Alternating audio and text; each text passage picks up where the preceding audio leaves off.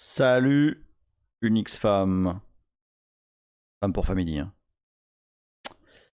On est mercredi 11 août, il est 21h01.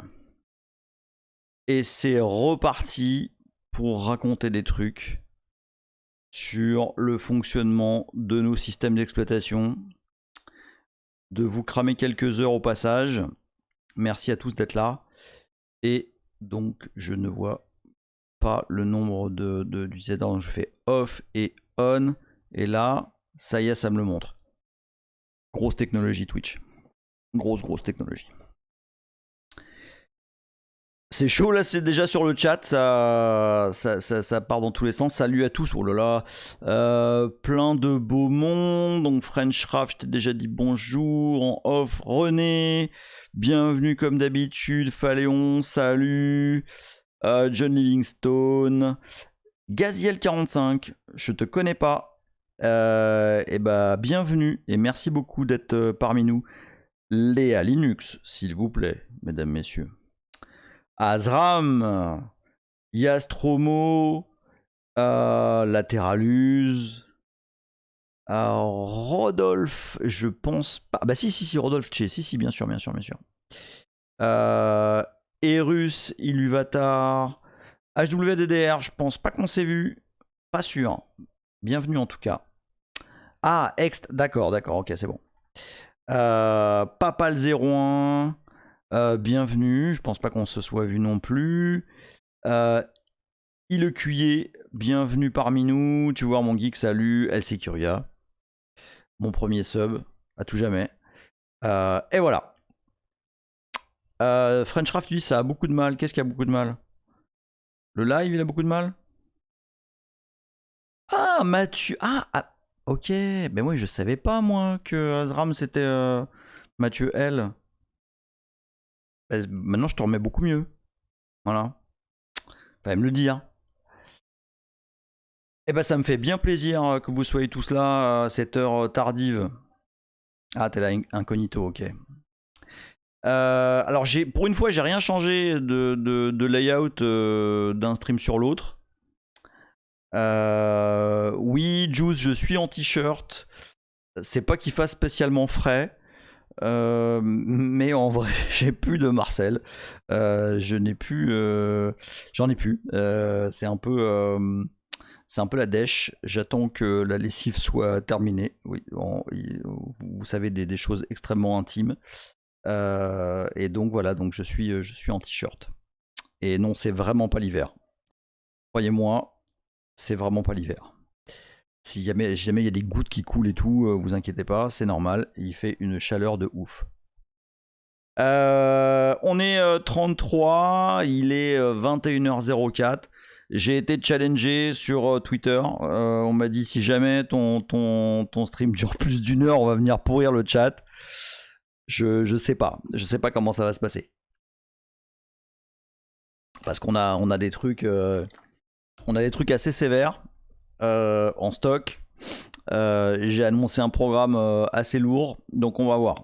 Je vais essayer de ne pas m'éterniser sur l'intro, mais l'intro ça sert aussi aux gens à arriver et tout, donc c'est pour ça que j'en profite un peu. Puis moi ça me permet de me chauffer, tu vois, parce que bon, mine de rien, vous savez, c'est un peu stressant hein, tout ça.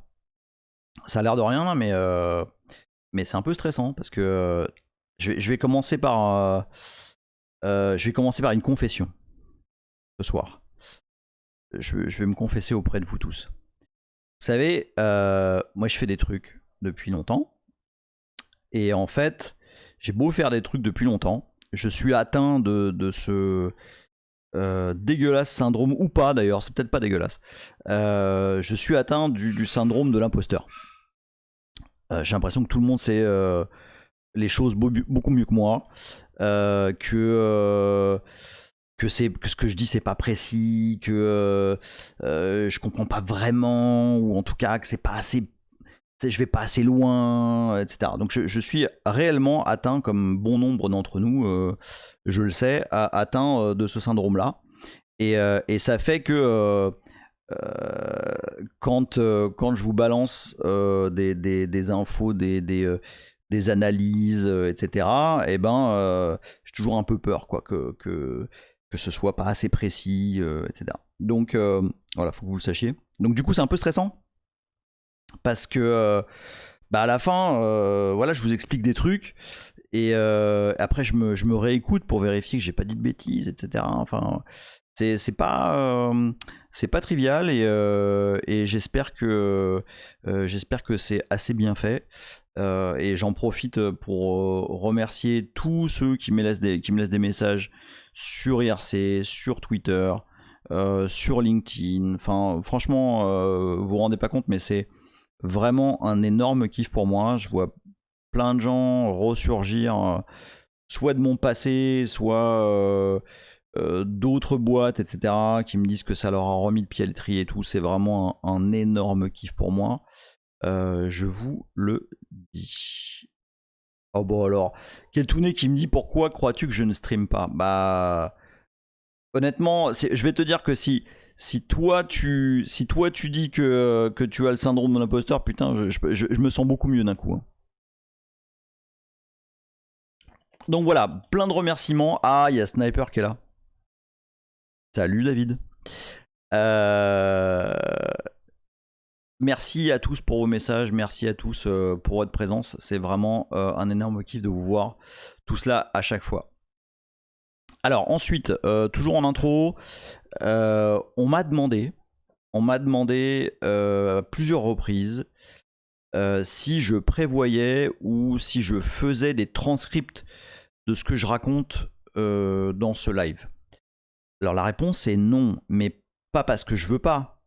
La réponse est non parce que, en fait, alors pareil, hein, je veux pas me flageller comme tu dis, David, c'est pas le but.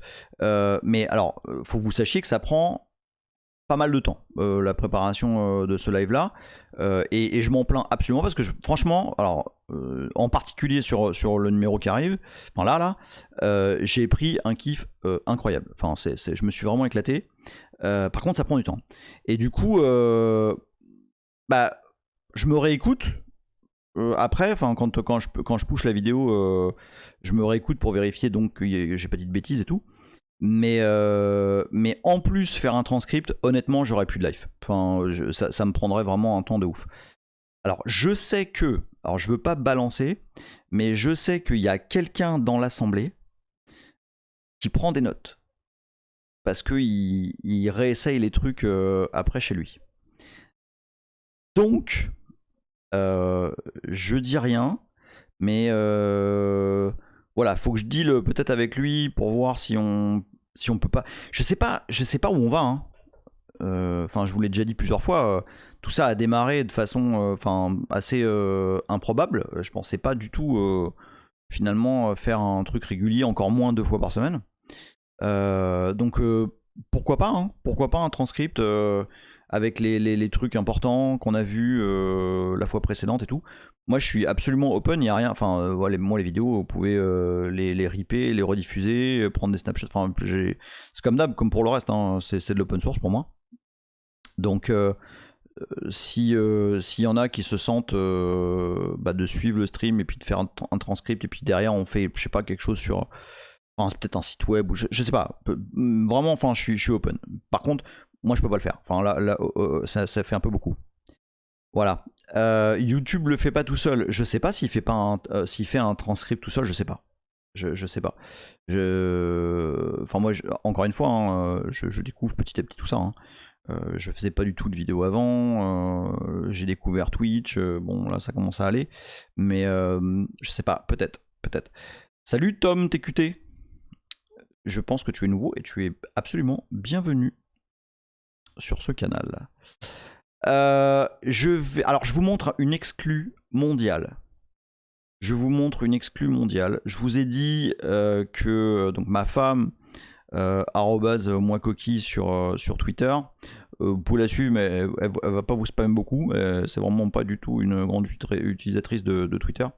Je vous ai dit qu'elle était en train de travailler sur des emotes, okay, sur des icônes pour le canal. Et en fait, on s'est dit que vu le thème et bah, vu l'ambiance, etc., on allait faire tourner ça autour de BSD et autour de Beastie en particulier. Vous savez, la mascotte de BSD de façon générale. Je sais que FreeBSD se l'est approprié, mais Beastie, c'est la mascotte de BSD. En l'occurrence, c'était même la couverture d'un bouquin que je vous conseille absolument. C'est Design and Implementation of the 4.4 BSD Operating System, qui est absolument incroyable. Et donc Beastie est le thème des emotes qu'il va y avoir sur ce canal. Et je vais vous livrer donc en exclu total le template que Madame Coquille, ma femme donc, a réalisé. Hop, browser, boom. Non, c'est pas ça du tout. C'est pas ça non plus. C'est pas ça non plus. Ça arrive, ça arrive. C'est celui-là. Ouais, c'est celui-là. Voilà. Ça, c'est le template. Ok, ça veut dire que va y avoir des Beastie pas contents, des Beastie contents, des Beastie en fête, des Madame Beastie, etc., etc. Voilà. Donc ça arrive dans pas très longtemps. J'aime bien le style, j'aime bien que ça dépasse un peu et tout. Enfin, je trouve ça sympa. Voilà, c'est du full spoiler parce que ce n'est absolument pas encore prêt. Voilà. Est-ce que j'ai fini? Non, j'ai un dernier truc à vous dire en préambule. Je vais faire mieux que d'habitude. Je vais faire 15 minutes de préambule. Il y a quelques épisodes. Alors, c'est. Qui c'est qui m'a dit ça? Adrien. Sur Twitter, il m'a dit ouais, il y a. Je sais plus quel épisode. Tu dis oui, là tu fais un DU-SH ou un DU, et tu vois que ça affiche 800 pour la taille du kernel, et tu dis ah ouais, donc 400K, donc c'est bon, c'est pas très gros. Et il me dit d'où tu sors ce chiffre. Alors en fait, je me suis planté. Et je me suis planté, mais il y a une raison. En fait, j'utilise de manière extrêmement fréquente NetBSD comme machine serveur, comme machine plein de trucs chez moi. Et en fait, dans NetBSD, l'output, lorsque tu précises rien, de DU, elle est en bloc de 512K. Donc par exemple, un truc de 20 MB, ça va t'afficher 40 000 machin, 40 millions, etc. Et donc moi j'ai l'habitude de diviser par 2. Pour ça. Alors que sous Linux, en fait, c'est vraiment des blocs de 1K. Donc du coup, la valeur est bonne. Donc j'ai dit de la merde, et donc le kernel 1.2.13 pesait effectivement 600-700K. Voilà. C'était pour préciser cette petite erreur. Et voilà, j'ai fini mon préambule en 14 minutes. Je suis très fier de moi. Tu vois, David, tu n'auras pas besoin de défoncer mon chat. Et maintenant, mesdames, messieurs, on va commencer de façon très légère. Très très légère. J'espère que vous avez bien mangé. Moi, j'espère que je vais être assez concentré. Et on va passer sur le big term. Hop. Non, alors ça je vais pas. Non, en fait j'étais en train de regarder le syscall de Wright pour un truc qu'on va faire tout à l'heure. Mais pour l'instant, on n'en a pas besoin. Donc je reviens, je remets le browser en premier plan. Boum. Admirez quand même ce Beastie de première qualité. Hein. Et on va aller sur notre simulateur d'assembleur x86, si vous vous rappelez la dernière fois. Pourquoi on va sur ce simulateur? Eh bien parce que je veux vous parler de quelque chose dont on va avoir besoin. En fait, j'ai beau tourner autour du pot et j'ai beau essayer d'éviter d'amener cette notion, le fait de démystifier cette notion va rendre les choses beaucoup plus faciles à aborder pour la suite. Je veux vous parler de pointeurs. Ne partez pas. Ne partez pas. 47. Putain, on était 46, je dis pointeur, bim, 45. C'est fou, hein? C'est la psychologie, ça. C'est pavlovien, ça. Salut Sofiane. Et on a d'autres. Ace 388, salut. Ok. Yastromo, ok. Alors, en fait, donc il faut que je vous parle de pointeurs. Les pointeurs, c'est un truc dont je vous avoue, j'ai jamais compris pourquoi c'était présenté de façon aussi complexe et à l'école et un peu partout. Et surtout, moi alors peut-être que c'est totalement personnel. Hein. Moi, les analogies, ça me fait méga chier. Mais alors, vraiment, ça me fait méga chier. Je ne comprends pas. En fait, je comprends encore moins quand on présente des choses. Je suis désolé pour les bruits de chiens, c'est mes chiens qui sont en train de s'énerver en bas. Quand on présente des notions informatiques avec des analogies entre guillemets de la vie réelle, quoi. Et j'ai vu, enfin, on m'a proposé plein d'analogies pour les pointeurs. Il y a un truc avec des mammouths. Et franchement, merci. Hein. Merci à tous d'avoir participé au jeu. C'était vraiment cool. Non, Michel va revenir. Vous inquiétez pas, au contraire. Quoi Attends, quoi, j'ai dit de la merde là? Pourquoi t'en donnes envers les pointeurs? Non, mais j'ai pas de haine envers les pointeurs, au contraire. Hein. Non, au contraire, vous allez voir.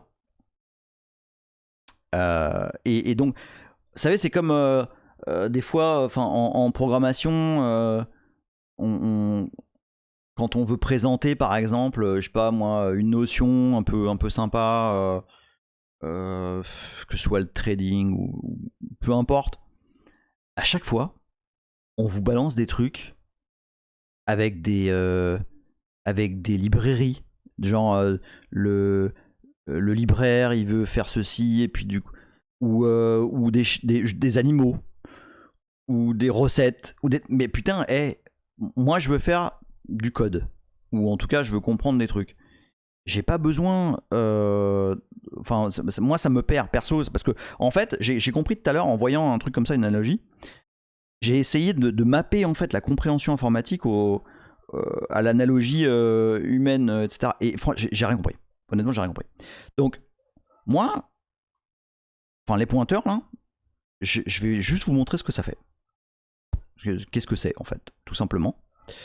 Et je vais pas passer par des histoires de chameaux, que en fait le chameau il pense à un truc et le truc auquel il pense c'est dans une dune, et puis sous la dune il y a un serpent. Non. De quoi? Les analogies c'est de la merde, revenons à Michel Processus. Exactement. Donc je vais faire un truc très simple. En fait, on va d'abord faire un peu de C. Avant d'aller sur l'assembleur, on va faire un peu de C. Pouf, je cache le... Voilà. Alors, regardez. Où on est? On est chez Michel. Mais par contre, attendez, on va faire... parce que ça, c'était le tour de magie pourri de la dernière fois. On va le reprendre tout à l'heure. Hein. Mais pour l'instant, on va faire autre chose. Donc, on va faire Michel P. Michel Pointeur. .c. On va même pas avoir besoin d'écrire des trucs ni rien. Donc, on va juste faire ça. Et on va dire... qu'est-ce qu'on va dire? On va dire... Allez, on va dire char étoile P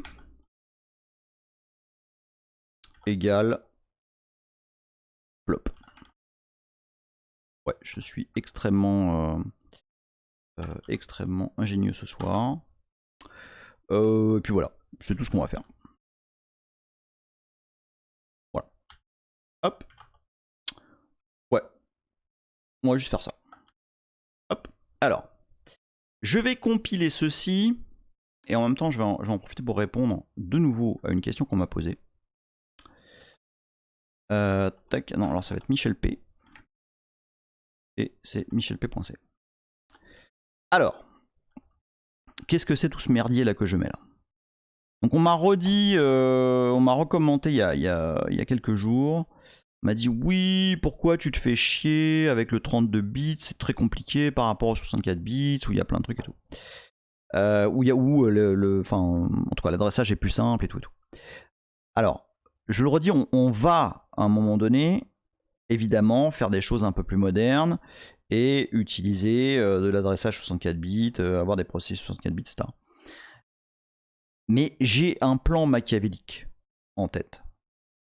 Et mon plan machiavélique, je vais pas le révéler. Je l'ai dit sur IRC, mais je suis resté très évasif. Je veux qu'on aborde doucement des notions de sécurité et de...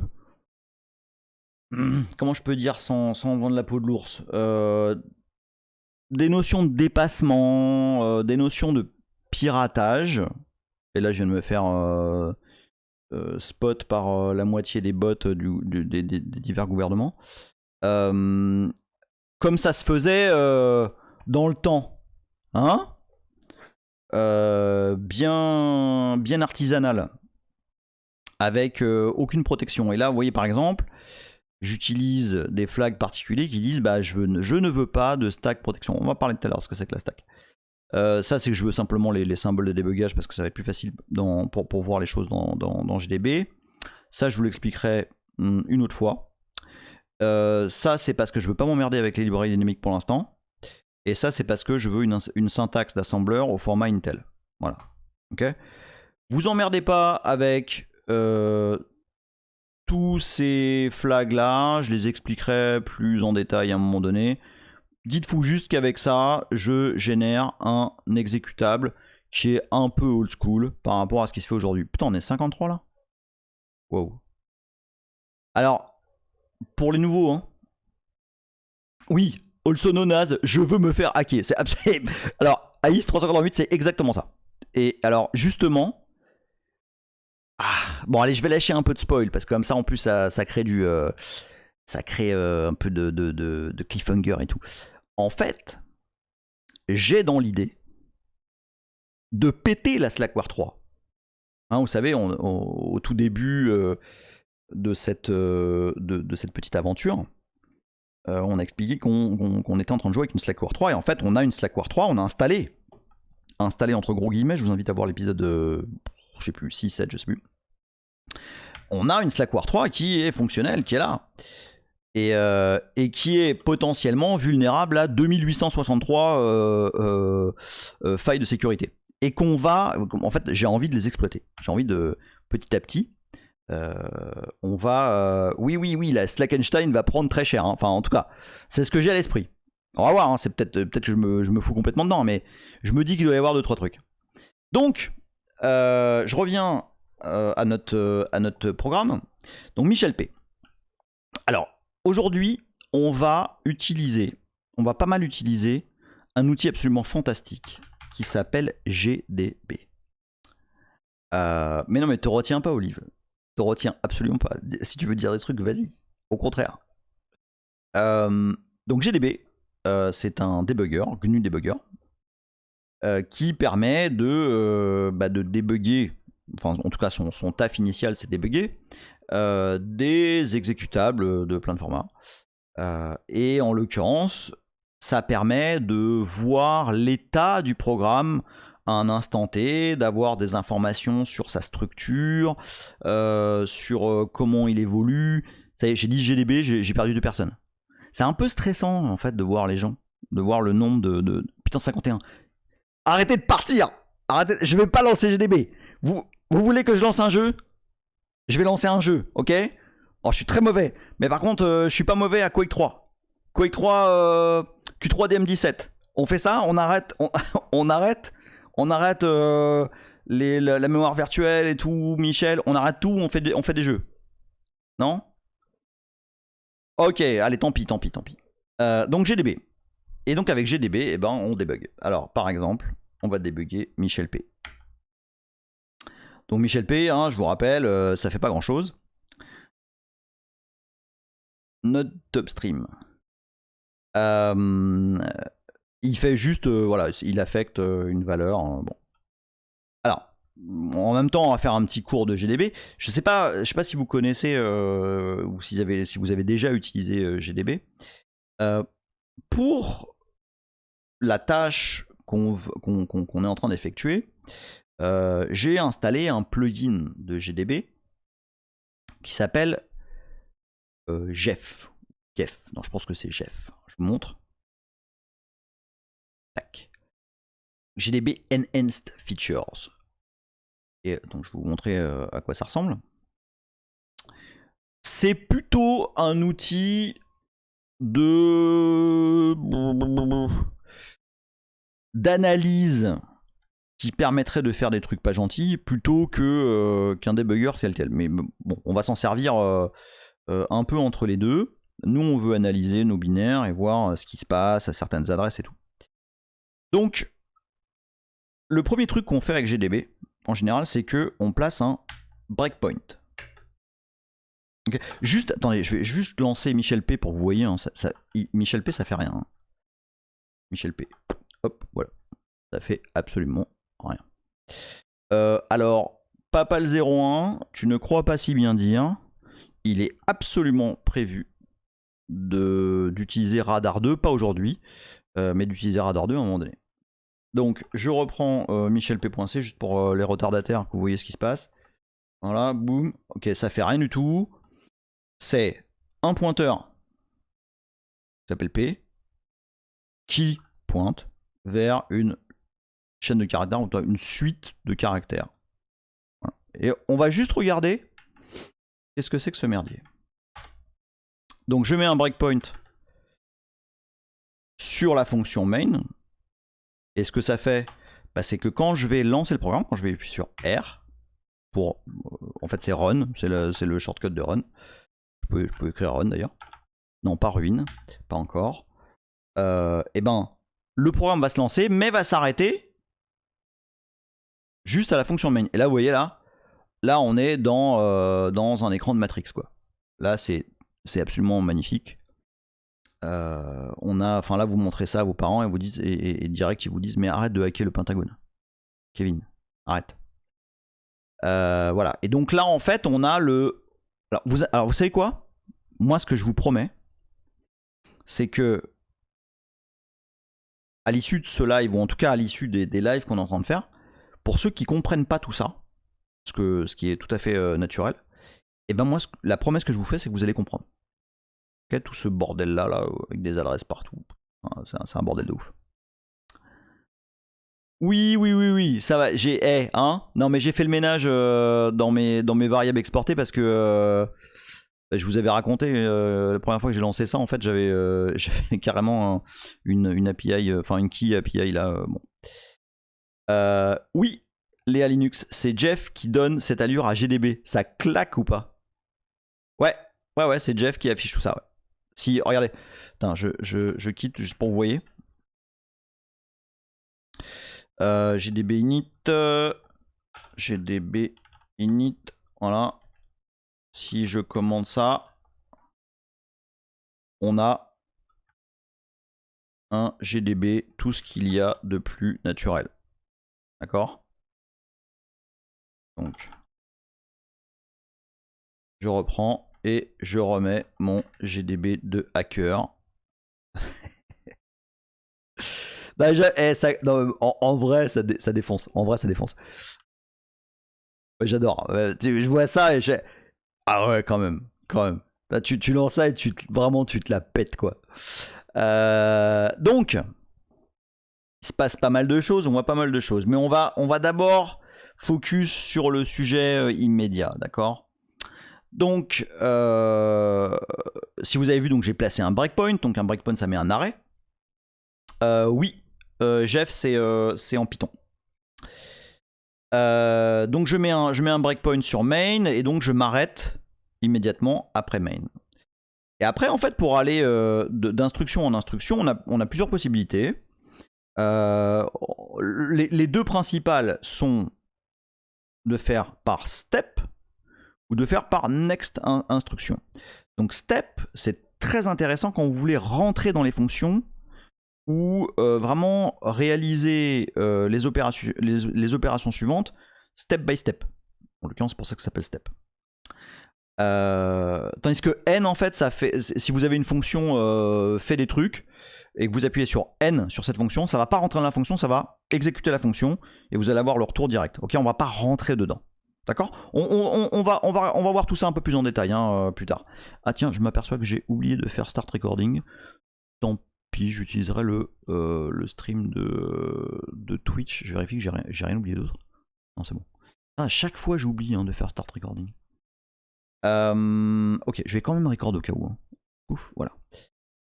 Donc, je suis dans la fonction main et je vais faire next. Donc là, je suis rentré dans la fonction. Et là, l'action que je vais réaliser, c'est ça. D'accord ? Je pourrais peut-être vous montrer un truc. Ouais. Donc, Jeff, ça amène pas mal de shortcuts. Il y en a un qui s'appelle Registers, qui montre l'état dans lequel on est, l'état des registres dans lequel on est. Et par exemple, vous voyez qu'en ce moment, EIP, si vous vous rappelez, EIP, c'est l'instruction pointer, qui s'appelle aussi PC, pour program counter, qui est l'endroit, en fait, qui est l'instruction qui est en train d'être exécutée. D'accord ? Et EIP, il est à main plus 20. Et alors, ça doit... c'est exactement là où on est. Ok ? Ici, en fait, la petite flèche, ce qu'elle représente, c'est EIP. C'est l'état où on est, le moment où le CPU est en train d'exécuter, va exécuter la fonction en question. Ou l'instruction en question, mieux dit. Donc next. Et là, donc maintenant, j'ai P, qui est de type pointeur, qui pointe sur plop. Alors, qu'est-ce que ça veut dire ? Je vous lis un petit peu. J'ai un nouveau subscriber. TwisterUp45. Eh, merci beaucoup, TwisterUp45. Et j'en ai raté d'autres ou pas ? Merci beaucoup, TwisterUp45. Putain, c'est trop ouf. C'est un truc. Moi, je suis là et je lance GDB avec un module et tout, et boum, j'ai des subs. Ah non, Sniper, tu t'es Sniper, tu t'es snipé. Sniper, tu t'es sub aussi. Oh là là là là là là là là, mais c'est. Mais. Putain. Bon, en plus, Sniper est un ami, donc. Mais vous déchirez là, putain, Sniper, Twister Up 45, mais vous êtes beau. Vous êtes magnifique, franchement, à la vôtre. J'adore. Non mais c'est vraiment, enfin, je pense que vous vous rendez pas compte. Vous vous rendez pas compte ce que ça me fait à chaque fois. Et du coup, là, la pression de ce que je vous disais au début, là, putain, on est 59. Attends, tu vas voir quand ça va foirer là. Putain, merci beaucoup. Merci beaucoup. Ok, je reprends mes esprits. Donc c'est ça. On a P. Ok. On va faire un petit. En même temps, je vous montre un petit peu comment ça marche GDB là. Hein. Le fait qu'il y ait Jeff ne change rien à l'histoire. Donc on a un truc qu'on utilise beaucoup qui est P, en fait, qui est print. Ah ouais, d'accord. Direct, on est passé à 57. Bon, je vais fermer ma gueule, puis voilà. Donc P, c'est le shortcut de print, ok. Mais bon, vous allez rapidement commencer à utiliser des shortcuts parce que c'est chiant de taper print en entier.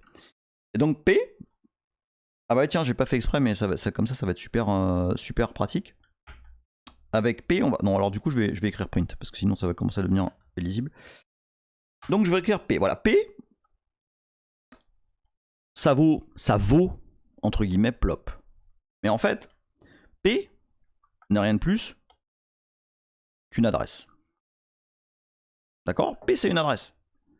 C'est une adresse qui pointe sur une valeur. D'accord ? Et alors, je vais vous montrer un truc. Parce que c'est pas plus compliqué que ça. Hein. Alors, je vais vous montrer deux trucs. Ouais. On va reprendre Michel P.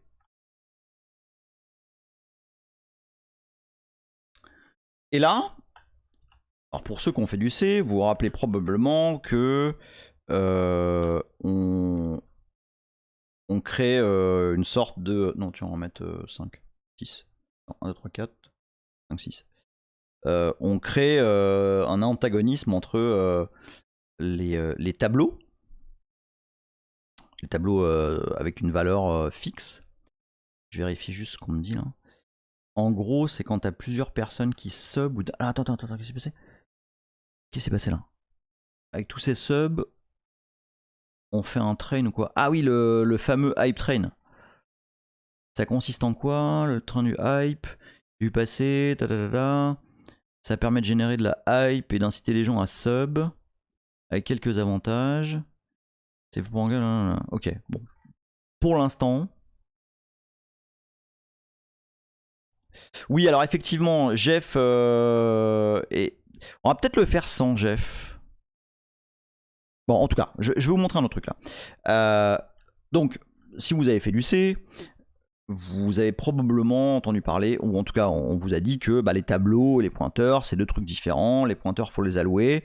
Et les tableaux, c'est une valeur fixe. Et puis, on peut copier des trucs direct dedans. Par exemple, en faisant strcpy. Bon, hop.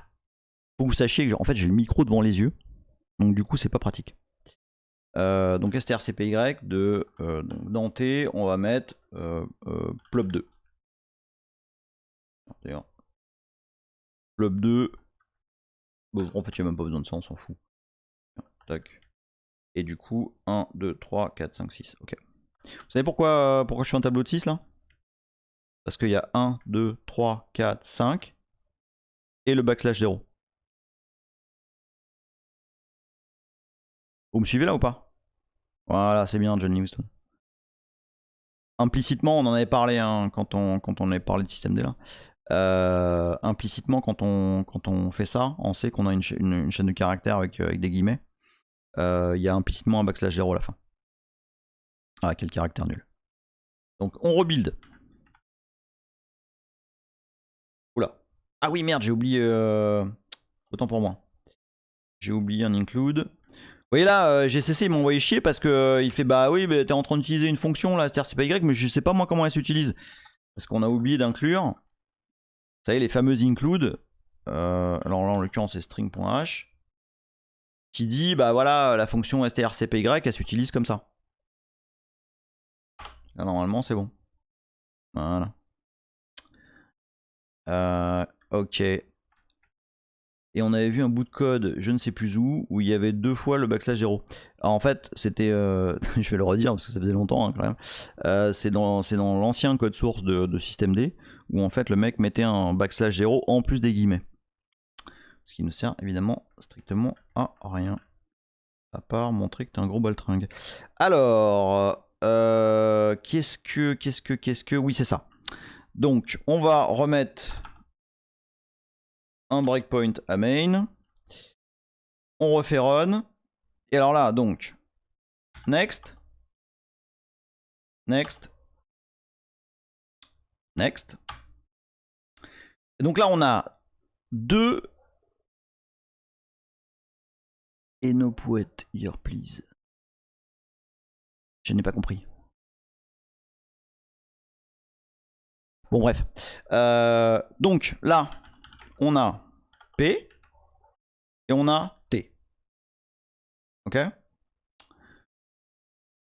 Si je fais ceci, on se rend compte que finalement, T, c'est rien de plus également un pointeur. D'accord?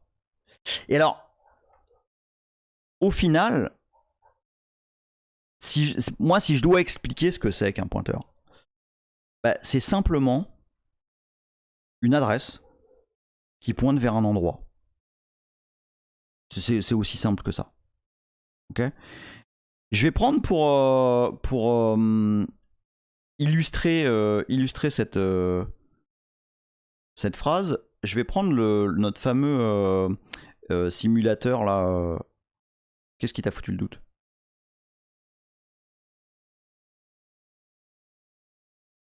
C'est quoi qui t'a foutu le doute? Ce que j'ai dit là? je vais mettre encore plus le doute aux gens, quoi. Alors, on va faire un truc très simple. Regardez. On va déclarer... Ah ok. On va déclarer un truc en mémoire. Donc, double byte. On va appeler ça Toto. Ouais. Alors, si vous vous rappelez, le nom du tableau est un pointeur sur le premier élément du tableau. Oui, tout à fait. C'est absolument ça, en fait. C'est exactement ça, Yastromo. C'est pas mal du tout ce que tu viens de dire. En fait, on a le même résultat en faisant, regarde, et de t de 0. Oui, John Livingstone, on va parler de la stack dans pas longtemps du tout. Ah merde, faut encore que j'agrandisse. Ça, tu parles de la... Ah merde, attends, je suis pas dans le... J'ai oublié d'enlever le... Ouais. Léa, quand tu parles d'agrandir, tu parles du browser ou tu parles du terme?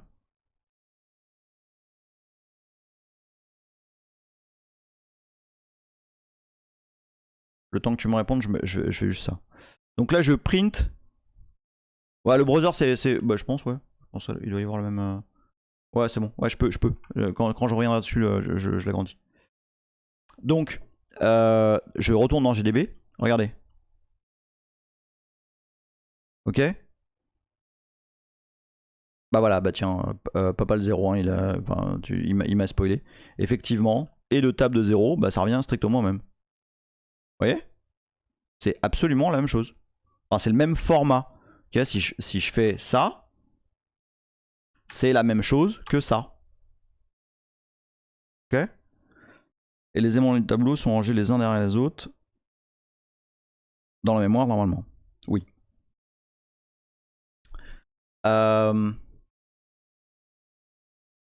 Ok. Ça a l'air d'être relativement clair, mais je vais quand même vous faire la petite démo en assembleur parce que c'est plus rigolo. Donc, ce qu'on a dit là, c'est qu'un pointeur, c'est simplement un truc qui pointe vers une valeur qui est en mémoire. Là, ce que je vais faire, c'est... Ah merde, j'ai encore des trucs de mes tests de tout à l'heure. Bon, c'est pas grave. C'est que je vais faire à peu près la même chose, mais en assembleur. Avec ce simulateur d'assembleur. Rappel des épisodes précédents. Pour pas que les gens prennent peur, parce qu'on est 57, donc il y a probablement des gens là-dedans qui n'ont pas vu le stream précédent. La section data dans un code en assembleur est une section, comme son nom l'indique, qui a des données qui sont statiques. Ok. La section texte, comme son nom ne l'indique pas, c'est une section dans laquelle il y a du code. Donc dans ce code, enfin dans cette section plutôt, on met du code, en l'occurrence qui est de l'assembleur. Alors attends, je lis juste ce que dit Snipervich. Un pointeur est une variable qui contient l'adresse d'un truc dans la mémoire. Oui. Oui, bah c'est ça. C'est globalement ce qu'on dit avec des mots différents depuis tout à l'heure, mais c'est vraiment absolument ça. Et vous allez voir, on va faire le test juste maintenant dans sa forme la plus, j'ai envie de dire, la plus pure. Parce que ça sert à quoi finalement tout ce merdier? Bah ça sert à ça. Ça sert à ce que derrière, en assembleur, on puisse manipuler de la mémoire. Attends. Curtis 6, je commence à flipper. Attends. Ok, stop, on arrête tout. Moi j'ai dit, on ne laisse personne sur le bord du chemin. Donc Curtis 6, si tu commences à flipper, il faut me dire pourquoi. Tu me dis pourquoi et on reprend. Il y a aucun souci. En même temps, je lis ce qu'on raconte. Un pointeur est une variable qui contient l'adresse d'une variable. Ouais, c'est moins clair parce que effectivement, Sniper a raison. Ça peut être l'adresse d'une fonction. Et justement, un des trucs que je prévois de faire, c'est d'avoir... En fait, la raison pour laquelle je vous parle de pointeur, c'est parce que je veux parler de pointeur sur fonction. Exactement. Ok, d'accord. Bah, Curtis, si jamais...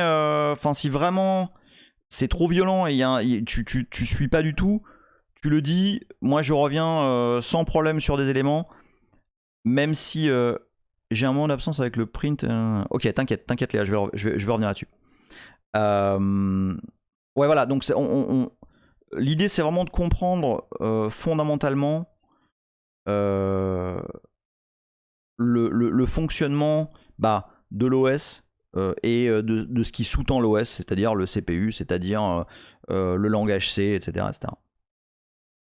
Alors, je vais reprendre parce qu'il y a manifestement, enfin, j'ai perdu des gens. Donc, premièrement pour Léa, le print est de P de 0. En fait, je reprends. T, on est d'accord, c'est un tableau. Un tableau de string, enfin un tableau de caractères plutôt, tout ce qu'on connaît depuis la nuit des temps. Et en l'occurrence, ce tableau a plop2 comme enfin plop2. Merde, j'oublie tout le temps d'enlever le browser. Voilà, plop2 comme caractère dedans. Si je fais plop de, enfin t de 1, j'ai.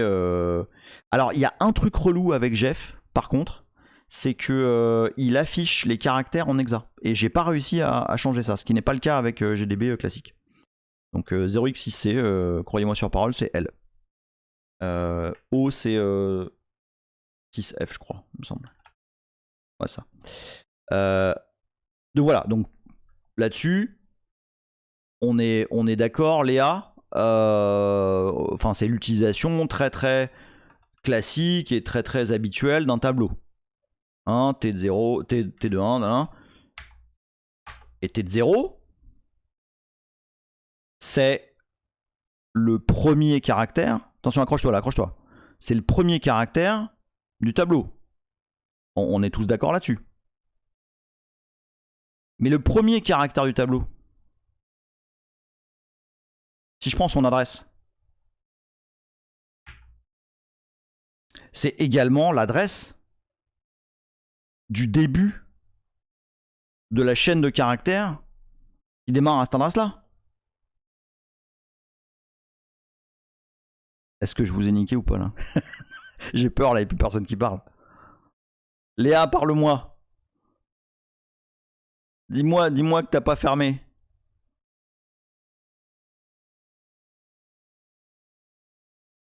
Ok, alors attends, mais c'est pas chaud là aussi. Ok, attends. Je le refais. Un petit dessin,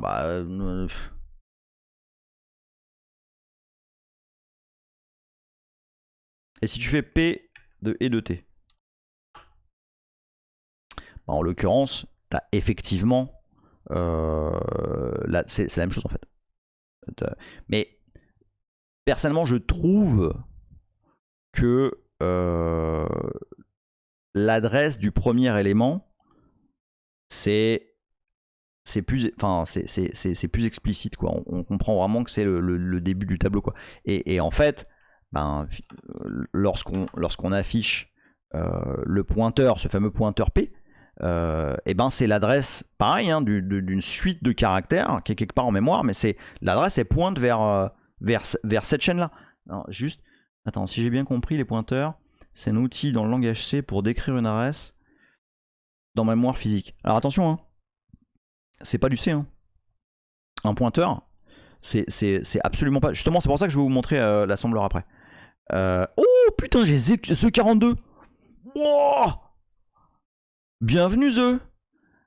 C'est la même chose parce que c'est un tableau. Si c'était un pointeur, ce serait pas la même chose, adresse du pointeur ou adresse du premier élément.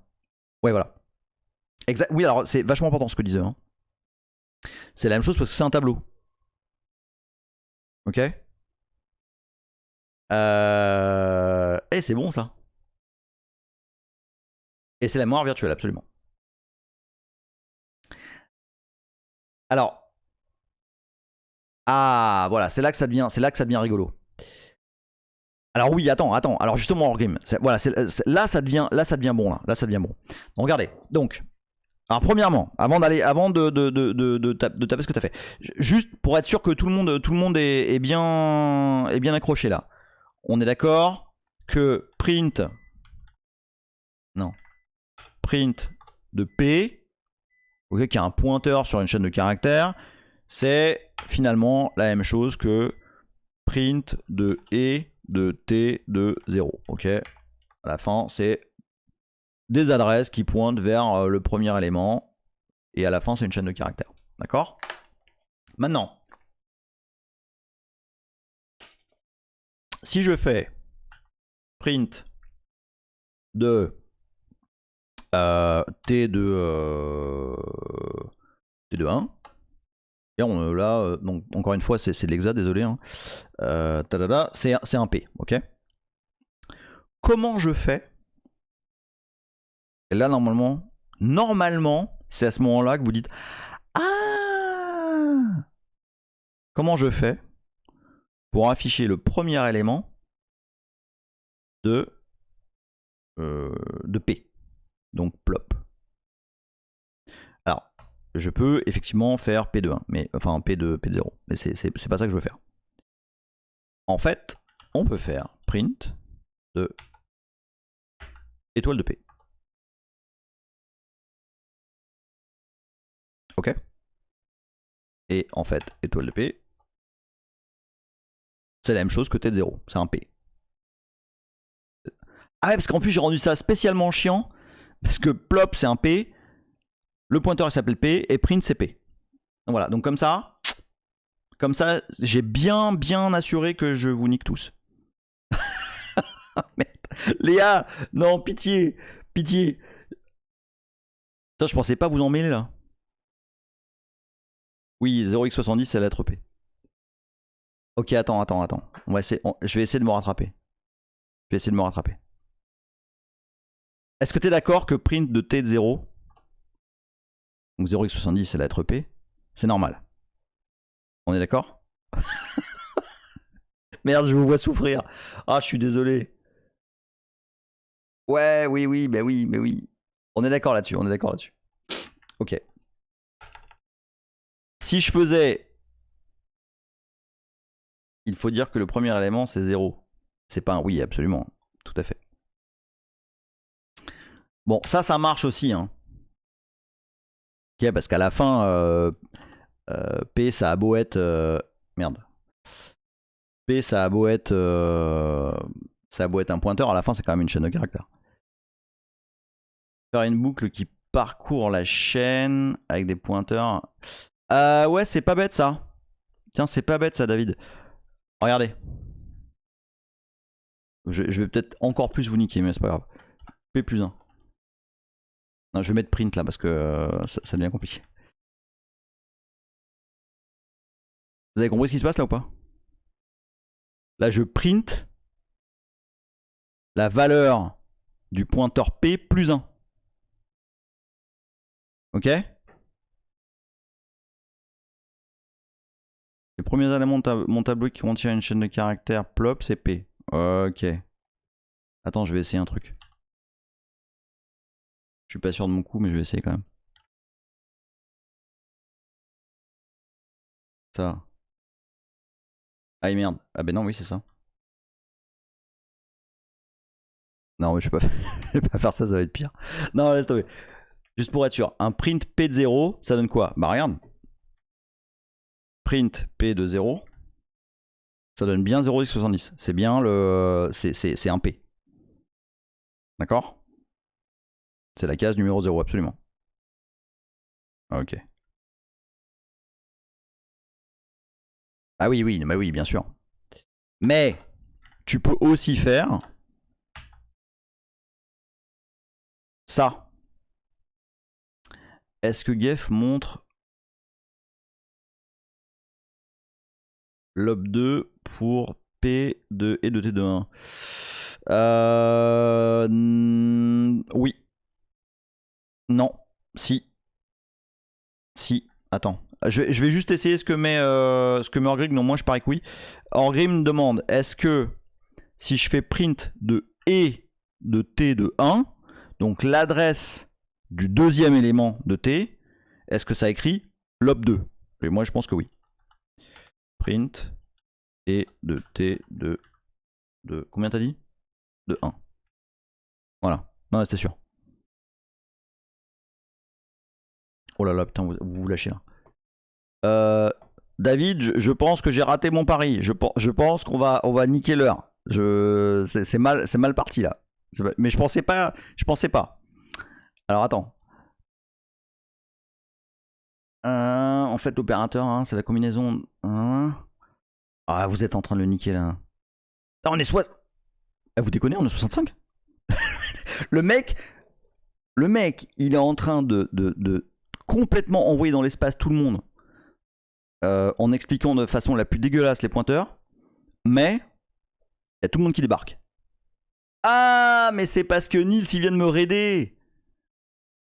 Salut Nils. Merci à toi.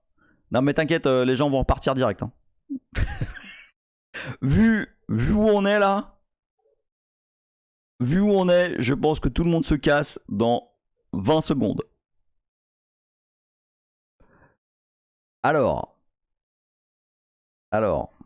Non mais oui mais Raph, je pensais honnêtement qu'on allait passer peut-être 10 minutes sur l'histoire de pointeur là.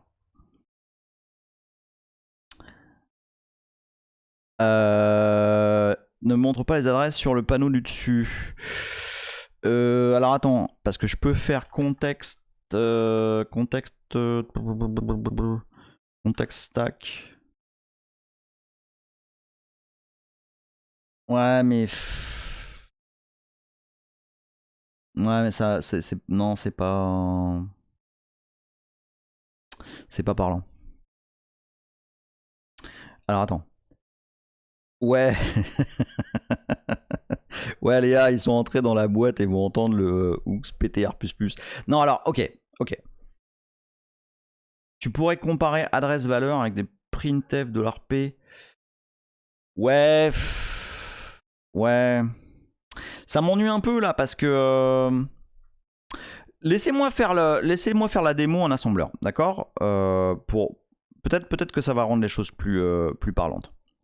Donc, j'ai une section data. Donc, comme on l'a vu la dernière fois, la section data, c'est la section du code dans laquelle il y a des variables. Alors, si je dis pas de bêtises, c'est des variables. Attends, en plus, à chaque fois, j'oublie. Data, c'est statique variable, initialisée. Donc, j'ai une variable inMem qui comprend la chaîne de caractères totaux. D'accord ? Je vais lancer ce code juste pour que vous voyez ce qui se passe avant qu'il y ait quoi que ce soit. Voilà. Alors, on se concentre. J'ai beaucoup fait de bêtises là, mais là c'est assez concret. Donc, j'ai une variable inMem qui vaut, dans laquelle il y a Toto. Ok ? Et en fait, si vous voyez, si on a T, O, T, O. Ça, c'est la mémoire ici. D'accord ? Attends, je lis juste ce que vous mettez. Ils sont en train... Ok. Parce que tu peux pas ranger une seule lettre par case. Ok, mais P est le seul. Et quand tu affiches la suite, les lettres... Ok, bon. Donc voilà. Donc là, pour l'instant, ce code, il fait rien de spécial. Il met juste Toto dans ces cases mémoire là. Ok, donc c'est assez visuel, c'est assez cool. Bon, maintenant, je vais faire du vrai code. C'est-à-dire, je vais dire que je vais move Donc move, si vous vous rappelez, ça copie dans un registre, donc EAX, l'adresse de inmem. D'accord? On va voir, ça marche ça? Ouais, ça passe. Je lance ce code. Voilà. Donc là, il se passe rien de particulier. Par contre, c'est un peu con parce que j'aurais bien aimé qu'ils mettent... Ah bah oui, mais il m'a mis l'adresse 0. Tiens, on va essayer un truc. Je n'ai aucune idée de si ça marche. Si je fais ça là. Ah, ça serait fat que ça marche ça.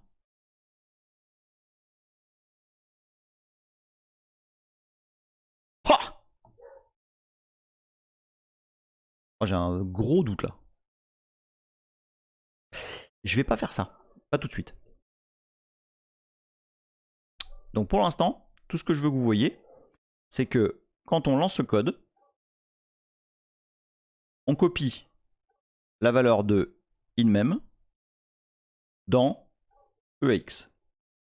Et alors j'ai appris avant-hier que en fait dans cet émulateur, l'interruption pour écrire, enfin l'interruption qu'on utilise pour simuler un syscall, c'est l'interruption 2, et qu'en fait il suffit de mettre une chaîne de caractères dans EAX. Et ça affiche un truc dans la console. Donc juste j'assemble. Et tac, tac, tac. Et là, console Toto. C'est beau ou pas? Vous avez pigé? EAX ça enregistre. Oui, complètement. Oui, absolument, absolument. Tu veux voir mon geek? EAX ça enregistre. Alors je lis juste ce que dit Yoda parce que généralement c'est de bonne qualité ce qu'il dit Yoda. Alors un pointeur, c'est un machin qui pointe sur une adresse. Oui. Peu importe ce que c'est. Une chaîne de caractères, un machin, en fait un pointeur, sur un début de ta chaîne de caractères qui doit finir par un backslash 0. Du coup, quand tu manipules un pointeur ou une chaîne de caractères, soit tu as la donnée brute et c'est à toi de savoir sur quoi ça pointe, soit tu as un machin qui sait que c'est une chaîne de caractères et qui bouge le pointeur pour toi. Du coup, au GDB, tu vois la différence. C'est une très très bonne explication.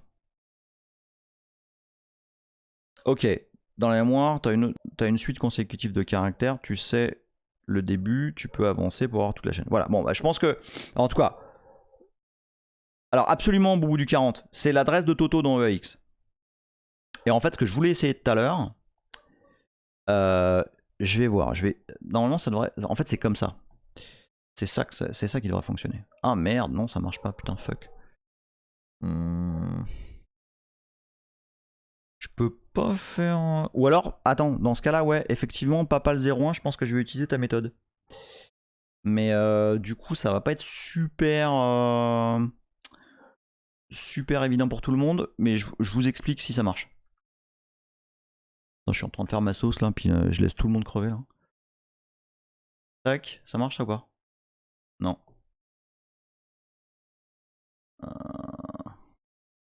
LEA, EX, inmem plus 1. Si, ça va fonctionner ça. Ah merde, j'ai empiré les choses. En fait, attends, je vais revenir là où on était. Ouais. Move. EAX, virgule, inmem. Voilà, ça marche. Ah, alors attends. Erus Iluvatar, c'est important ce que tu demandes là. On en avait parlé la dernière fois, mais je vais le repréciser. Donc, Erus Iluvatar demande quelle est la différence entre le registre et la mémoire. En fait, les registres qu'on voit ici, là, en fait, c'est des registres qui sont dans le CPU. Ok, c'est pas de la RAM. C'est vraiment des minuscules cases mémoire. En minuscules, là en l'occurrence, c'est un processeur 32 bits, donc elles font 32 bits. C'est des cases mémoire qui sont dans le CPU. En fait, c'est la mémoire la plus rapide à laquelle le CPU peut accéder. D'accord? Alors que la RAM, bon bah la RAM elle est un petit peu plus loin. Je pense que c'est de l'ordre de la nanoseconde, hein, la RAM. Mais c'est quand même plus long d'accéder à de la RAM que d'accéder au registre du CPU. Et donc, lorsque le CPU manipule des données, souvent, c'est pas systématique, mais souvent, la donnée est copiée de la RAM vers un registre du CPU. Je relis Léa. Et donc INT2 fait juste un EAX, donne-moi ton adresse. Ok, oui c'est ça. Oui. Oui, absolument. En fait, Léa, c'est la même chose que notre print Toto. C'est la même chose. C'est-à-dire que lorsque tu fais un INTX, ça va regarder l'adresse qui est dans EAX. En l'occurrence, c'est l'adresse de la première case mémoire là, de notre simulateur. Et ça va afficher ce qu'il y a dedans. C'est tout. C'est absolument... Dans l'environnement où il est, oui, mais ça dépend de l'OS. Oui. Ok, j'ai l'impression que j'arrive à raccrocher les wagons là. Donc, au final, dans le registre EAX, il y a un pointeur vers la mémoire là, où il y a Toto.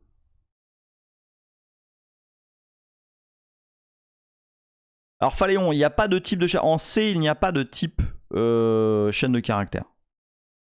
Il y a des chaînes, enfin il y a des suites de caractères et effectivement on appelle ça un string de façon commune.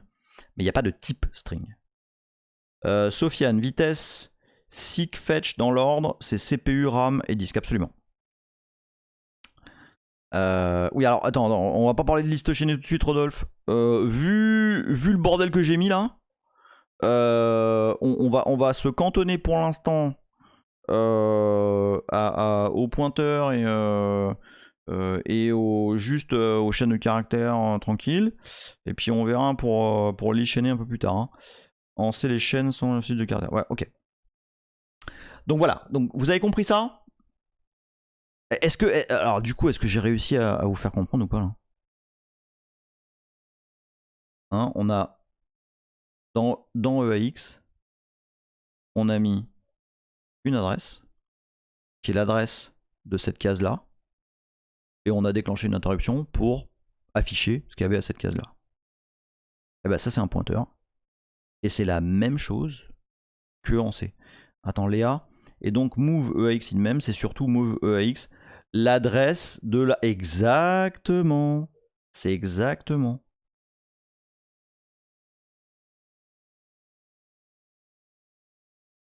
Tu veux qu'on lance un poll pour savoir si c'était clair? Pff, laisse tomber. Laisse tomber. Franchement, je pensais que ça allait être... Je pensais que ça allait être genre bidon, quoi. Et au final... c'est un peu... c'est un peu laborieux. Alors, j'ai un peu de doute là de passer à la suite parce que j'ai l'impression que je laisse le truc un peu en plan là. Je sais pas quoi faire là. Ça vous, c'est bon. Est-ce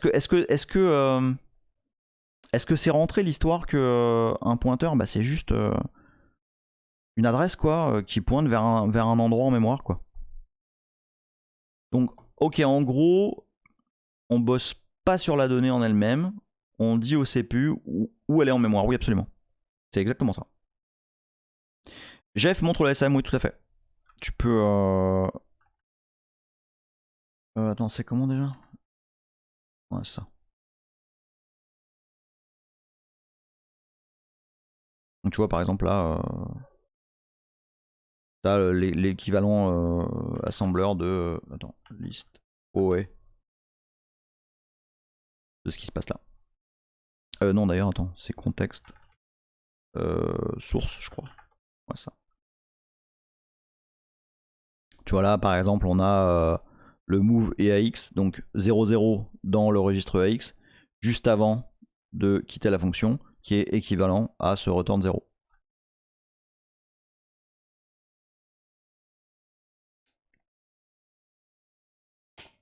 Tiens, c'est pas mal ça, French Raf. Ah, j'aime beaucoup ton explication. Le pointeur, c'est le numéro de la case. Donc comme un entier. Ah oui, ça c'est pas mal du tout ça. Ouais, ça c'est pas mal ça. Ah, c'est le numéro de la case. Très bien ça.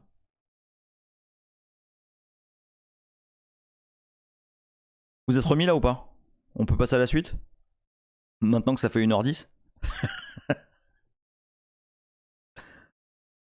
Vous savez quoi, on va passer à la suite pour pas stigmatiser et on reviendra dessus. Okay, franchement, je referai des passes là-dessus. Ok.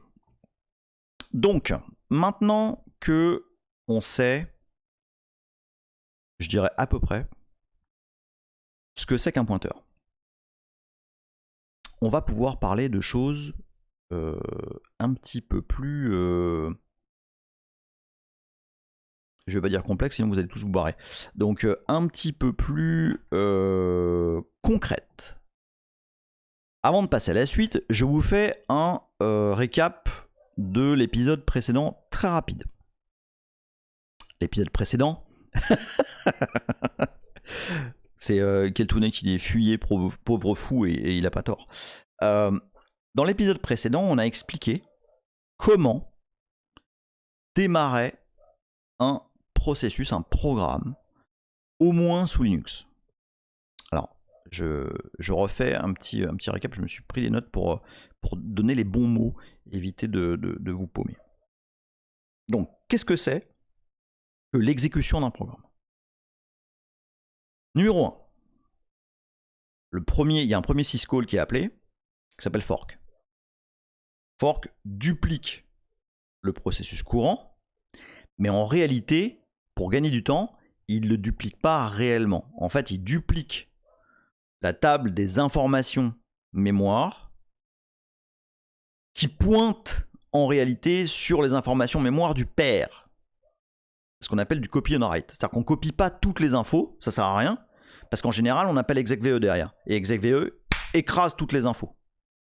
D'accord? Donc quand on fork, en réalité, on crée juste une copie des informations mémoire avant de faire autre chose. Et puis si potentiellement ce fork, il sert effectivement à utiliser le même processus mais à modifier des choses dedans, chaque élément de mémoire qui est modifié sera mis à jour et écrit, et donc il y aura une nouvelle entrée qui sera mise à jour.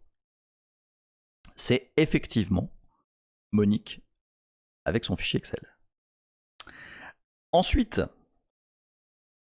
après avoir forqué, donc après avoir dupliqué ce processus, on appelle un deuxième syscall qui est le syscall execve. Donc execve, c'est réellement donc c'est un syscall, mais c'est une fonction qu'on appelle lorsqu'on veut exécuter un programme. Important, le syscall execve écrase le processus courant. C'est-à-dire que quand on appelle execve depuis son programme, le programme initial est écrasé par le processus qui est appelé. Vous pouvez vous en persuader. C'était un exemple qu'avait donné Sofiane dans les premiers épisodes. Vous prenez un shell et vous tapez exec, n'importe quoi, exec un truc. Et vous allez voir que ça va éclater le shell. Parce que ça va littéralement écraser le shell. Okay, ça ne forque pas, ça exec pur. Donc ça c'est un bon exercice. Donc execve, il fait tout un tas de choses. En particulier, il vérifie que le binaire, ou en tout cas le fichier que vous essayez d'exécuter, il peut l'être. Donc par exemple, la partition n'est pas en -o exec, que vous avez bien les droits pour exécuter quelque chose. Bref, ça vérifie vraiment les éléments de base de l'exécution d'un fichier, de la possibilité d'exécuter un fichier. Ensuite, ce que fait execve, c'est trouver quel est le type de binaire que c'est.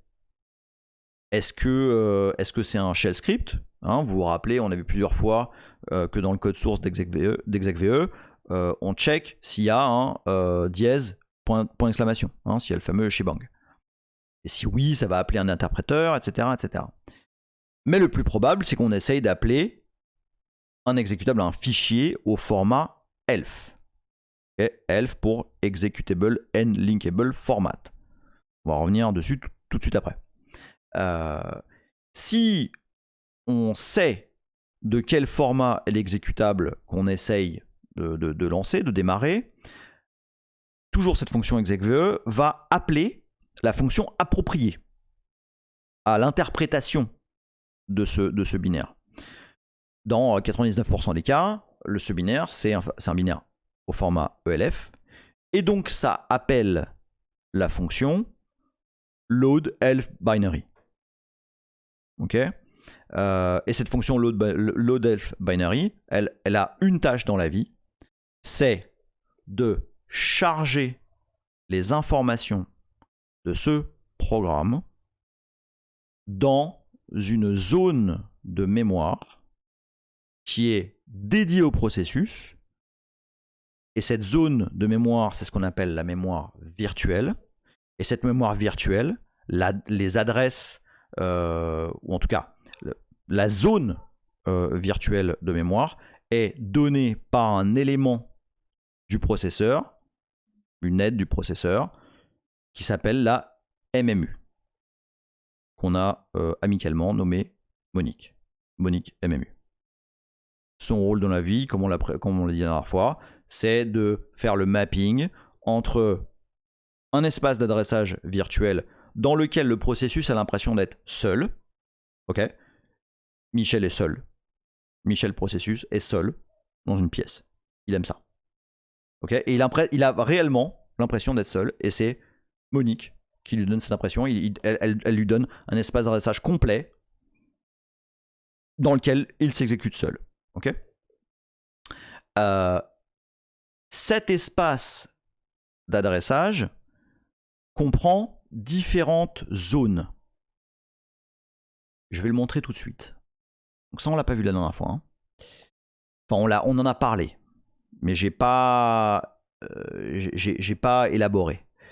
En fait, ça, merde, on voit pas. Désolé. Je remets le browser. Hop, voilà. Ça, c'est typiquement mon premier. C'est typiquement un espace d'adressage qui est dédié à un processus. Okay, il y a différentes zones. Il y a la zone du programme en tant que tel, des instructions. Okay, c'est ici, on va voir juste après, que la fonction execve, ou en tout cas la partie qui s'occupe d'interpréter le binaire, va trouver le point d'entrée. On va y revenir juste après. Data segment, donc là c'est la partie des variables statiques initialisées, donc statique ou globale. Donc par exemple, quand on a une variable globale et qu'on l'a initialisée dans son code, eh ben, elle va dans cette section-là. Vous voyez, data segment là, ok, bah, c'est ça. Attendez, hop, je reviens. Hop, c'est ici là. Ok, c'est exactement ça. Là, on est dans le data segment. Hop. Le BSS segment, c'est les variables statiques et globales non initialisées. Ok, donc potentiellement avec de la merde dedans. La heap, on en reparlera largement une autre fois. C'est en gros la zone des variables dynamiques. Donc par exemple, des variables qu'on va allouer dynamiquement avec une fonction qui s'appelle malloc. On verra ça plus tard. Ici, les mapping mémoire, donc par exemple, c'est là qu'on va pouvoir mapper des fichiers directement du file system en mémoire. Ça a beaucoup d'utilité, on en reparlera. Ici, c'est un des éléments les plus importants dont on va parler. En fait, ici, la stack, c'est une zone mémoire, donc comme vous le voyez, qui va dans le sens inverse, là, qui descend, et dans lequel on trouve les paramètres locaux des fonctions. Ok, c'est ici qu'on va trouver, par exemple, tiens, on va revenir 2 secondes sur le code source de Michel P. C'est dans la stack qu'on va trouver ceci, par exemple. D'accord ? Dites-vous juste, ce sont absolument des zones mémoire dans lesquelles chaque type d'information se trouve. Voilà. Et en dernier lieu, alors là, encore une fois, je suis en train de parler d'une architecture 32 bits. Encore une fois, pour parler des choses les plus, des choses simplement, en tout cas d'y aller dans l'ordre, parce que on a finalement un agenda qui est assez précis malgré tout. Pour l'instant, on ne va focus que sur les architectures 32 bits. Et dans une architecture 32 bits, on a 4 Go, en tout cas sans rien faire de plus, 4 Go d'adressable, et le dernier giga est réservé au kernel space. Ok. Alors, je lis un petit peu ce que vous dites. Lateralus dit la stack, c'est là où on empile les sorts qu'on lance. Oui, c'est pas faux. Hein. Franchement, c'est pas faux du tout. La stack est dans la place, absolument. Pourquoi NetBSD plutôt qu'OpenOfree? Alors, pas tout de suite. J'en parlerai, mais pas tout de suite. Alf, ok, bon. Donc voilà, ça c'était simplement pour vous montrer un petit peu l'organisation de la mémoire virtuelle pour notre processus. Ok. Je reviens. Où est-ce que je reviens? Je reviens sans. Ouais, je reviens là-dessus. Voilà. Et alors, juste pour en avoir le cœur net, si je regarde en fait, donc Readelf est un programme qui permet d'analyser les informations ELF, donc ELF, d'un fichier, enfin d'un binaire typiquement, en tout cas d'un fichier au format ELF. Et si je regarde les informations de Michel P, ça en l'occurrence Readelf-S, ça me donne les sections du binaire, et vous voyez que typiquement on a le BSS, on a où est-ce qu'elle est, on a normalement voilà la zone texte qui est là, donc probablement que le point d'entrée doit se trouver par ici. On a la zone data qui est juste en dessous, et en fait on voit ici le découpage prévu pour notre exécutable dans sa mémoire virtuelle qui lui sera attribuée. J'ai besoin de préciser un truc à ce stade.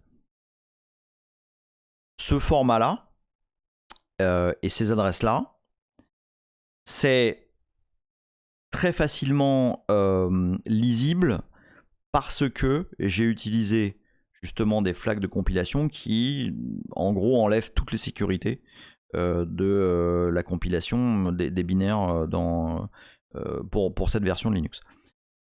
De nos jours, c'est un petit peu différent. On en reparlera le moment venu. Pour l'instant, c'est largement suffisant pour ce qu'on est en train de faire.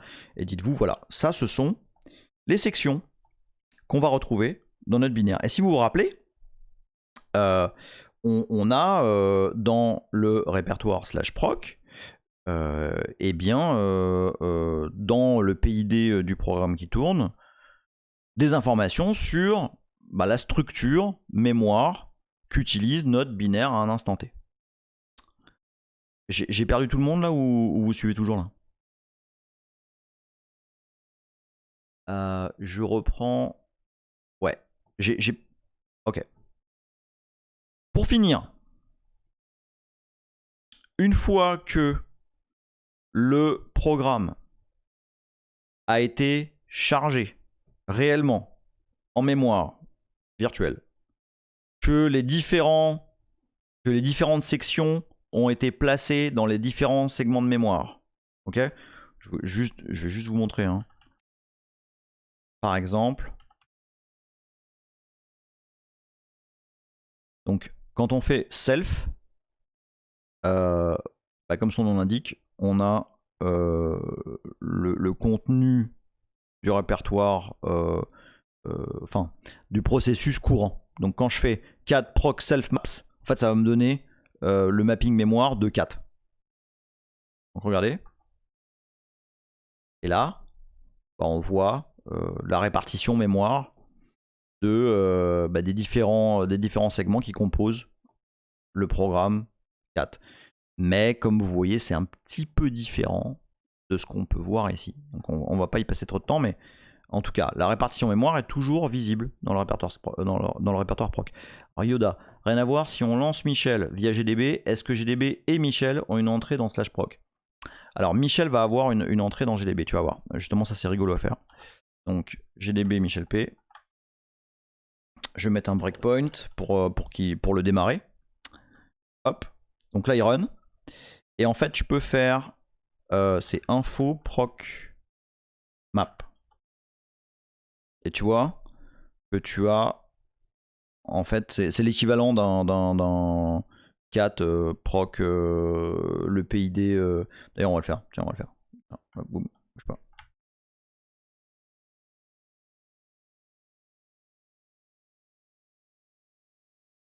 C'est dans /proc maps. Voilà. Et donc là on a la répartition en RAM, en mémoire virtuelle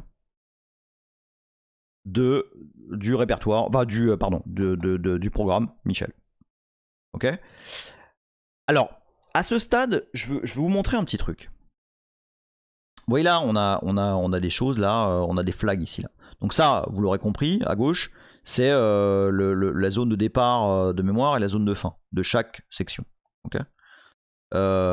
Et ici, on peut voir des flags, vous savez, un petit peu comme les répertoires, un petit peu comme read-write executable, sauf que bah là en plus il y a un flag qui est P pour private, pour dire que c'est pas une ressource partagée. Là où par exemple une librairie type libc ou peu importe, bah ici il y aurait un S. Et là en fait vous voyez, on a plusieurs sections. Et on a des sections qui sont uniquement readable, des sections qui sont readable et executable, des sections qui sont read, write et private. Donc là, il est assez probable que ce soit possiblement des variables. Alors faut voir parce que ça, si je dis pas de bêtises, c'est un PID. Non, je dis de la merde. Je sais plus. Donc en tout cas, il est assez probable que, vous voyez ça c'est 0848000 là, c'est un truc qui est, c'est une norme en fait. Enfin c'est une ancienne norme, mais c'est une norme. Le point d'entrée d'un programme ELF initialement, au tout début, c'était ça, c'était cette adresse là. Et c'est pour ça que j'ai compilé de la façon dont j'ai compilé. C'est pour avoir les anciennes méthodes parce qu'elles sont plus simples.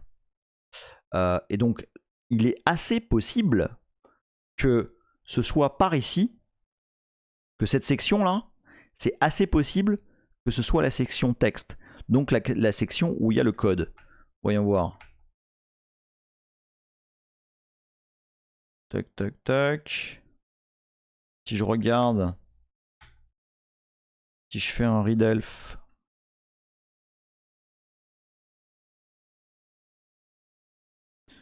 moins S pour section de...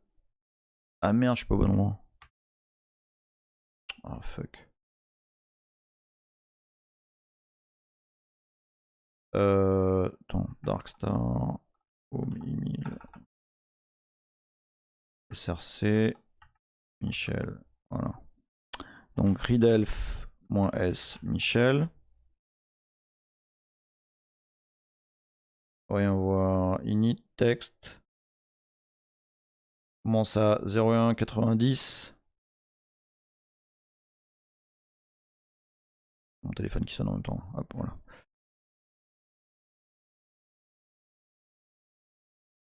Non. Bizarre ça. Ah mais non, mais je suis en train de regarder Michel, c'est Michel P. Autant pour moi. Voyons voir. Texte. 49110.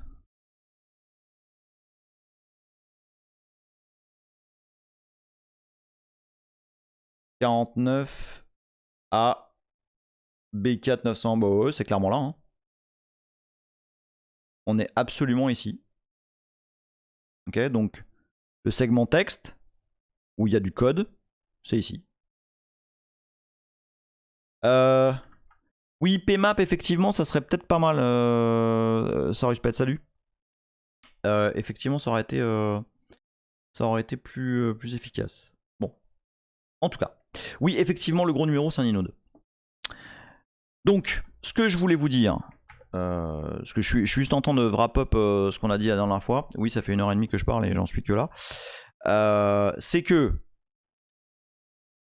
une fois que le processus est chargé par load elf binary, eh ben, on a une fonction qui s'exécute qui s'appelle start thread, qui fait pointer, vous vous souvenez la notion d'EIP. EIP, c'est le pointeur vers l'instruction courante, et EIP va pointer littéralement vers une section du fichier elf qui s'appelle très sobrement le entry point. Ok? Cet entry point, donc c'est bon là, vous avez tout suivi ou pas? J'ai été un peu vite par rapport à la dernière fois, mais on l'a vu en détail tout ça. Donc normalement, ça devrait être clair. Ok. Donc, nous avons, grâce à l'outil readelf, l'entry point du programme Michel P. Ok.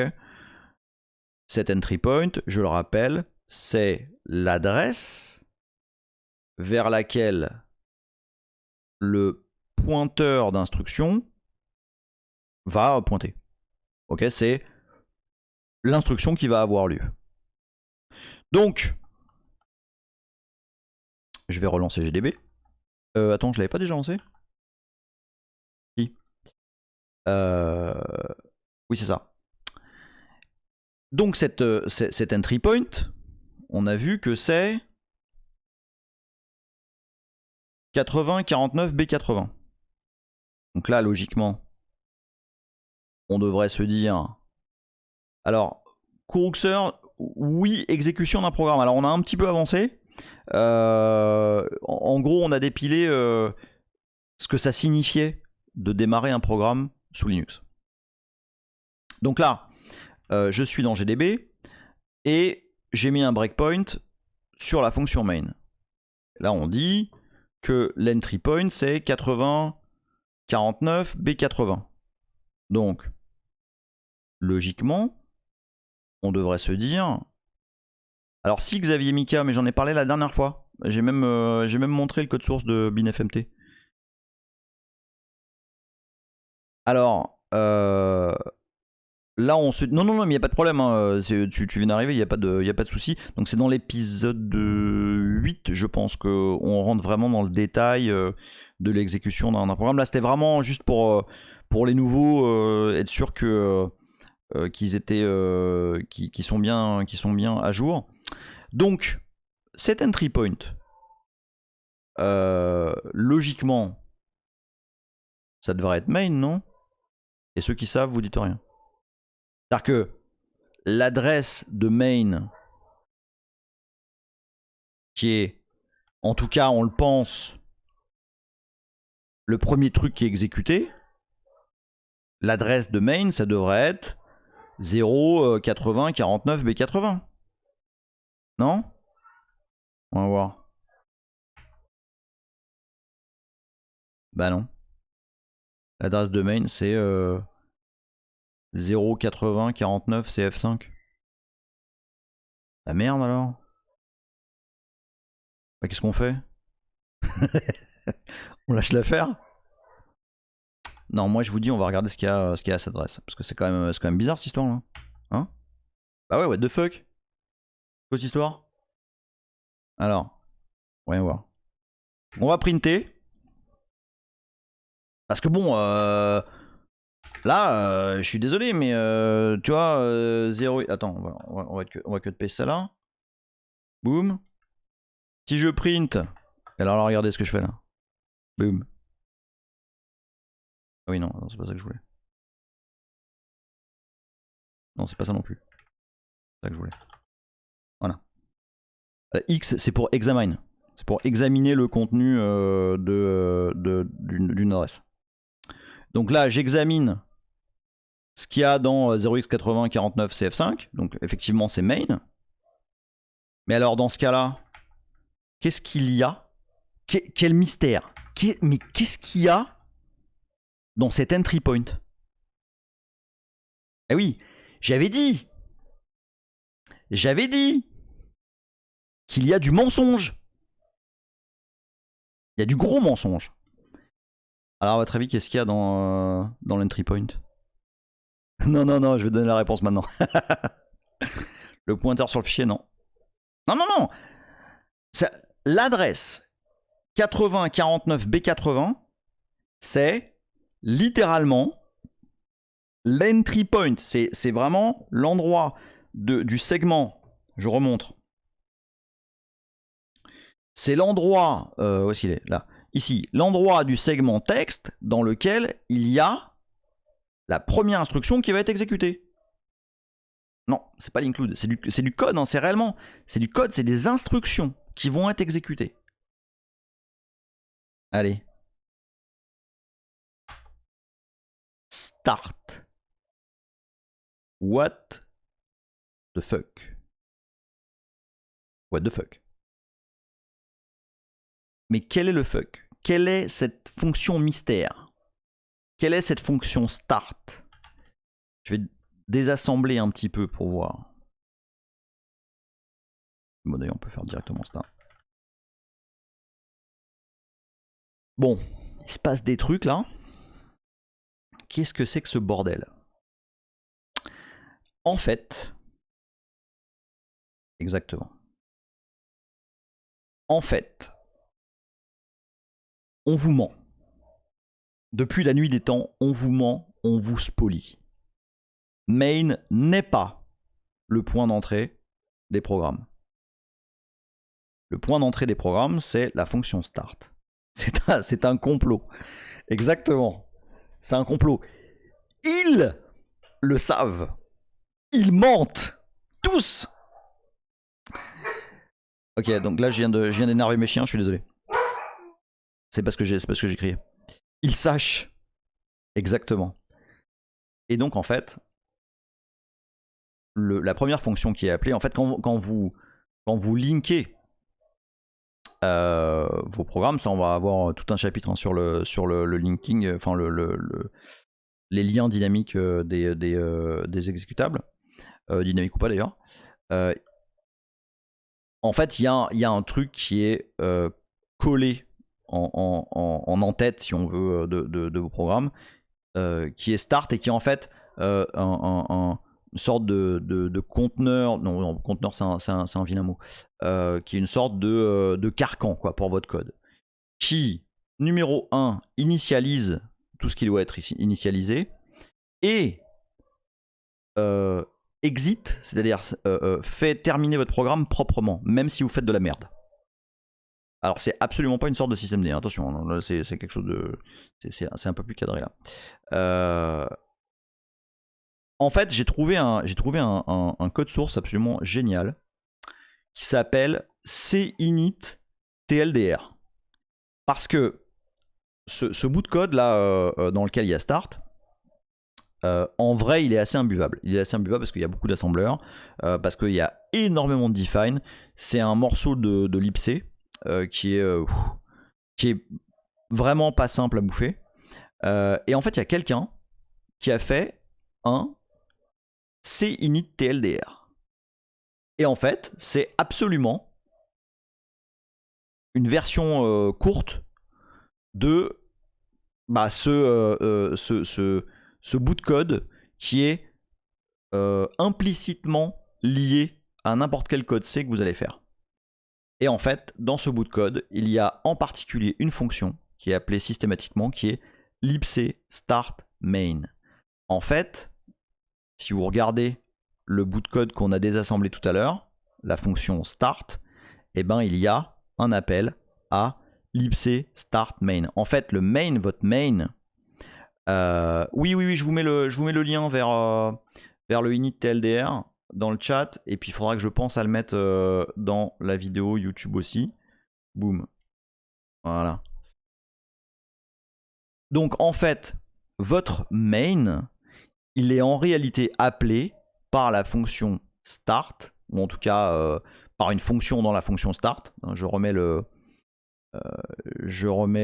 l'init TLDR. Et en fait, il y a tout plein d'initialisations qui sont faites. Ça initialise les registres, ça les met à 0. Ça copie argv, argc, les variables d'environnement, etc. avant d'appeler proprement votre main. Et également d'avoir toutes les fonctions et d'init, donc d'initialisation du programme qui va se lancer, et aussi de fin, c'est-à-dire pour exit proprement votre code si jamais vous exitez pas comme des vilains. Qu'est-ce qu'on me dit? D'où l'existence de exit pour zapper le retour dans start en provenance de main. Oui, oui, tout à fait. En fait, j'avais un petit... bon, je pense qu'on va pas réussir à faire le shellcode aujourd'hui, mais je vais quand même vous montrer un truc. En fait, le code initial de Michel.c, c'était ça. Le code de start, il est dans la libc. Oui, absolument. Le code de start est absolument dans la libc. Donc ça, on est d'accord que c'est rien de plus qu'un syscall. Et un syscall, en fait, on en a parlé plusieurs fois, c'est quelque chose qui peut s'appeler directement depuis le userland. Okay, c'est un programme qui peut s'appeler. Je vais vous l'afficher, je vais pas leur taper ça à rien. J'ai un truc en assembleur ici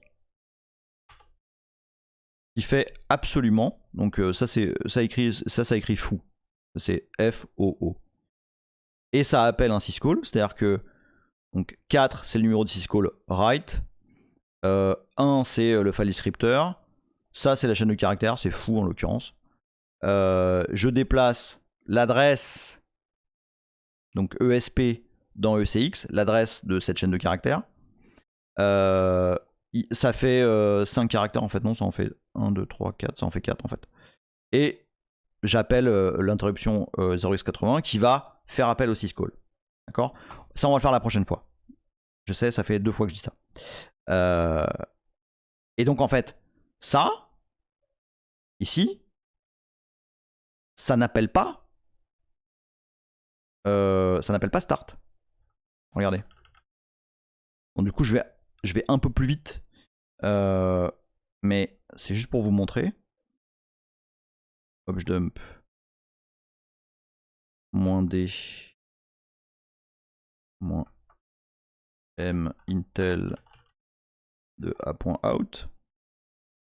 Ça, c'est l'assembleur de mon petit code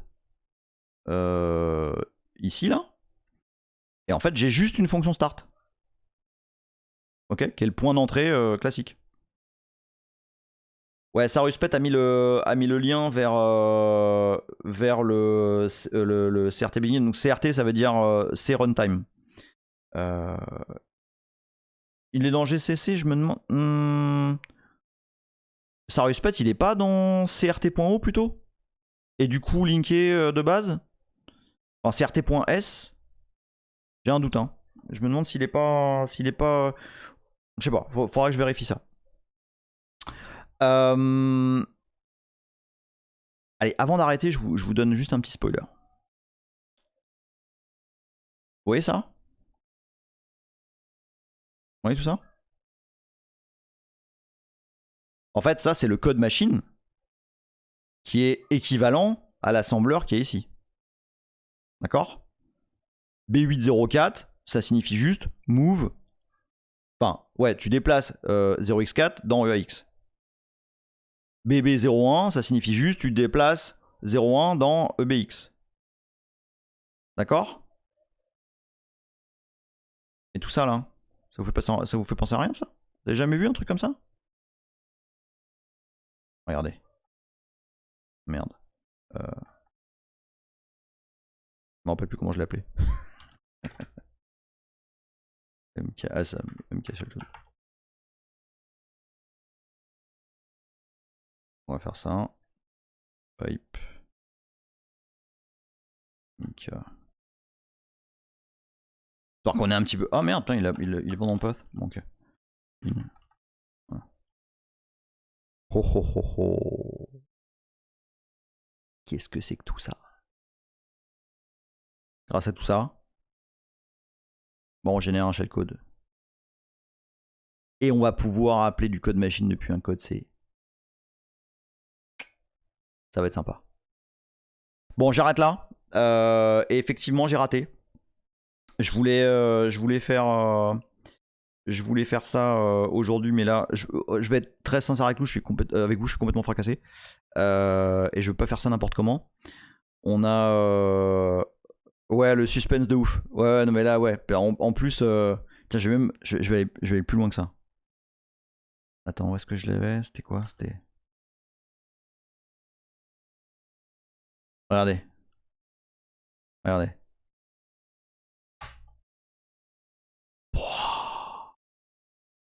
Mais pourquoi? Pourquoi cette segmentation fault? Eh bien, vous le saurez au prochain épisode. Alors, je stream souvent, je sais pas si c'est souvent, mais en général, le samedi, soit à 11h, soit à 15h, je le dis sur Twitter. Tiens, je mets juste mon nick Twitter, comme ça, vous pouvez me suivre et savoir.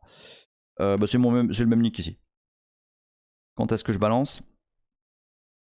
Donc généralement le samedi soit à 11h soit à 15h. J'essaye le plus souvent à 15h, mais parfois je fais des trucs le samedi après-midi, donc pas toujours dispo. Et le mercredi soir à 21h. Voilà, j'essaie de m'y tenir pour l'instant. Et ça a l'air de fonctionner. Je suis pas ultra satisfait de cette session, je vous avoue. En particulier, j'ai l'impression que je vous ai très mal expliqué ce que c'est que le pointeur et ça me fait vraiment chier. Puis j'ai pas vu tout ce que je voulais voir, donc je suis pas fan. Vous me direz ce que vous en avez pensé, mais j'ai l'impression que c'était un peu chaotique, rapport à ce que je disais au début. Voilà. Ouais, bon, vous êtes sympa avec moi, c'est cool. Bon, ok, bon, c'est cool, ça me fait plaisir. Mesdames, messieurs, je vous remercie beaucoup pour cette session qui m'a encore. Les pointeurs, c'est impossible à expliquer correctement la première fois. Non, mais c'est pas la première fois, ça fait 1000 fois que j'explique les pointeurs. J'ai l'impression qu'à chaque fois, je suis de plus en plus mauvais pour les expliquer.